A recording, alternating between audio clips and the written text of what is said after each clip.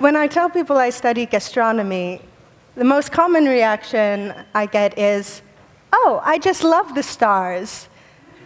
Another common response is, "Oh, gastroenterologist? Very impressive.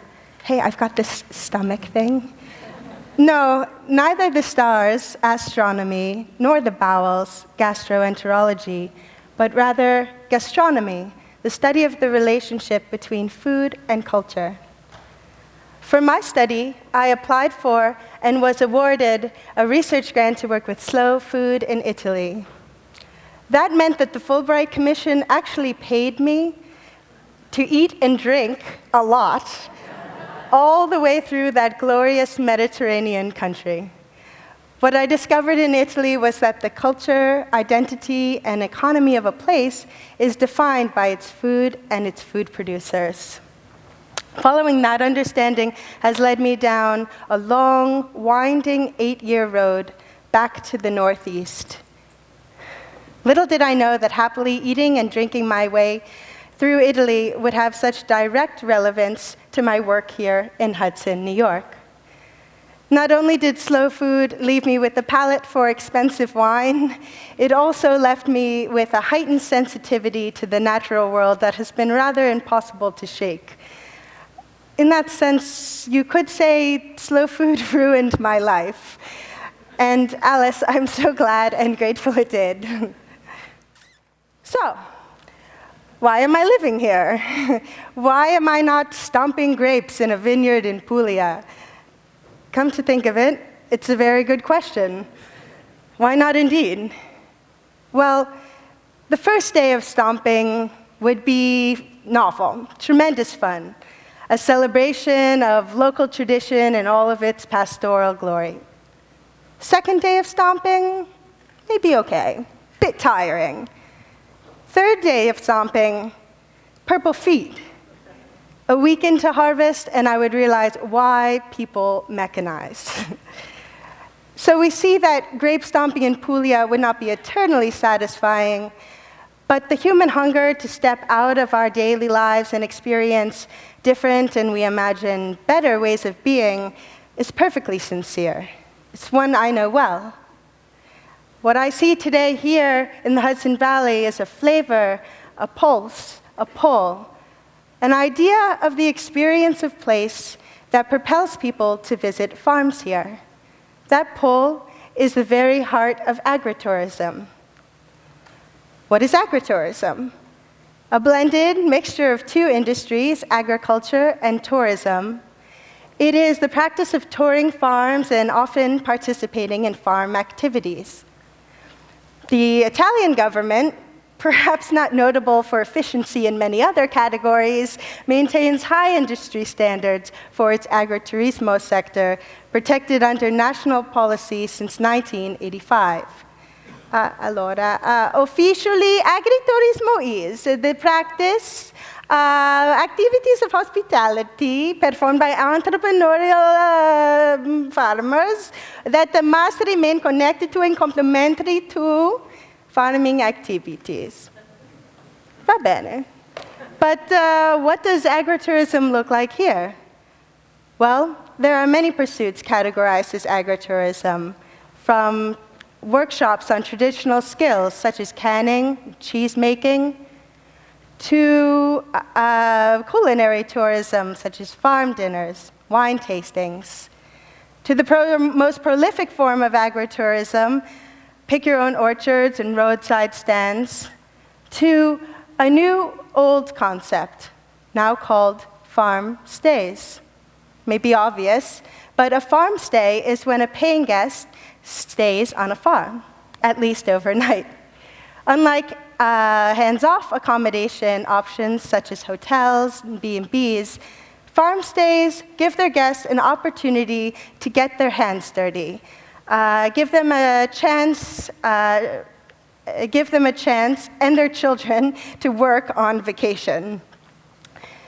Agritourism might look like a child's smile as they reach under a warm, feathery hand for a freshly laid egg. And people pay for that sight. Agritourism might sound like the drip drop of maple sap into a metal bucket. And people pay for that sound.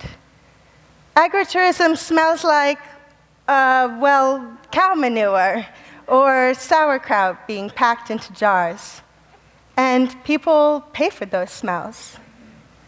Agritourism in the Hudson Valley tastes like crisp apple cider or a locally distilled gin. And people are paying for those tastes on their tongues. For the group of lawyers who signed up for Stone and Thistle Farm's Farmer for a Day program, agritourism felt slightly uncomfortable as the day's activity was castrating the young piglets.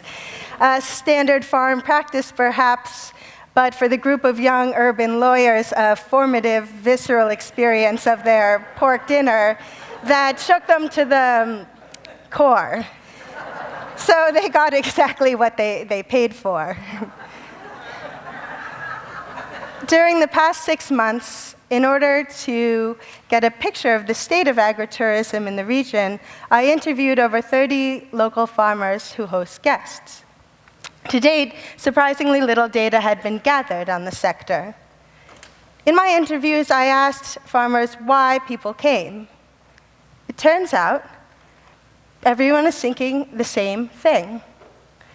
Every farmer said that people who come to stay and eat and work on farms are seeking a connectedness in themselves that they sense has been lost. They'd like to find it, but they don't know how, but they know intuitively that farms are a good place to start looking. People come to restore, to renew, to reactivate, to remember, to regenerate. Agritourism, and particularly the farm stay, is a profitable and socially important part of the European rural economy. But farm stays are increasing in the US, but the sector remains underdeveloped in areas such as the Hudson Valley and the Berkshires. But it has great growth potential. At the crossroads of artistic, scientific, and physiological knowledges, farms offer a type of hands-on experience that people really crave. So, my proposition is that developing the farm stay sector will help build a generation who wants to stop and sleep in the view. That participation is indeed a new economy. So, we know why people are going to farms. Is it not important also to ask what the agritourists take away with them when they leave? What do they tell their friends about? What do they remember, if not what they tasted, smelled, saw, heard, and touched? Our senses act as gateways to individual epiphanies that, the hope is, lead to a greater sense of collective accountability. We simply do not feel as responsible for what is far away from us. Oh, okay, but if I'm a farmer, why bother hosting pain-in-the-butt New Yorkers? Apparently, hospitality pays off in more than one way.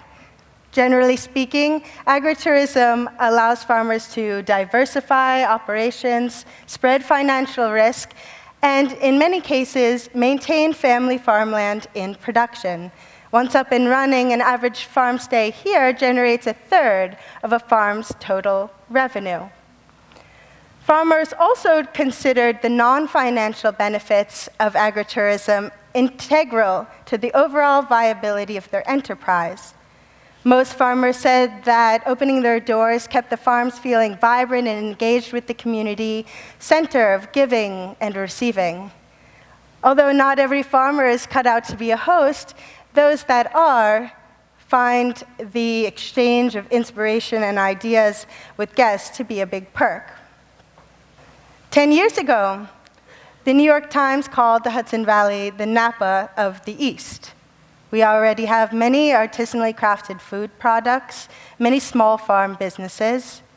Hudson itself, rich in maritime history, urban-rural linkages, has lots of press. So what's the new opportunity? Well, whether filled with grapes in Puglia or Napa, or apples here in Columbia County, Every field has a story. These stories are waiting to be harnessed and woven together. Collectively, I think that these simple experiences compose the future of the region's character and identity. The Hudson Valley tourism market already generates $3.15 billion annually, but to date, marketing efforts have been disparate and disorganized. So the idea is, then, to build a synchronized, visible identity that links together the food, beverage, farm, and tourism industries. This could take the form of a new brand, perhaps coordinated through a consortium. This distinctive brand would connect product to place. The brand would have the culturally and environmentally sound principles of sustainable food and an aesthetic to match. Proven European models of terroir, which designate the geographic origin of a particular product, can apply to the diverse topography of the Hudson Valley. I believe this diversity is a strength, and the opportunity we have in front of us is to translate place-based food into a wider discussion of place-making. Of course, agritourism is not a panacea for the food and farm viability issues we do face. However, I argue that agritourism addresses many mutual goals of land conservation, rural economic development, environmental education, even food security, and therefore is worth a closer look. Farm stays, for example, fill tourist beds and maintain on-farm livelihoods, translating our region's best natural assets into regenerative, cultural, and economic ones. While it is unlikely that the US government will subsidize agritourism anytime soon, as is done in Italy and France, what can be encouraged is a conversation about standards, parameters, leadership, and moreover, new types of investment in this new field.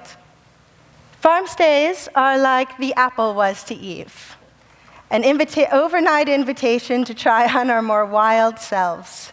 Let's move from staid, out-of-date models of land conservation in which we document and revere nature as something out there to new forms of reverence, grounded in our senses, grounded in personal use and engagement. Let's move the natural world closer into the familiar, into its appropriate place within us, rather than just around us. My grandfather used to say, "Take me back to the old country." We should look overseas for old world tradition and inspiration. America's food culture remains ill-defined, young, awkward. We have lots to learn. But in part, through agritourism, we can spotlight and protect what is unique to this landscape. We can designate what is distinctive to this place. After all, every age-old tradition was, at one point, an innovation, simply worthy of repetition. The emerging Hudson Valley food culture dances at the intersection of tradition and innovation. And lucky for us, this next dance is in a field under the stars. Thank you.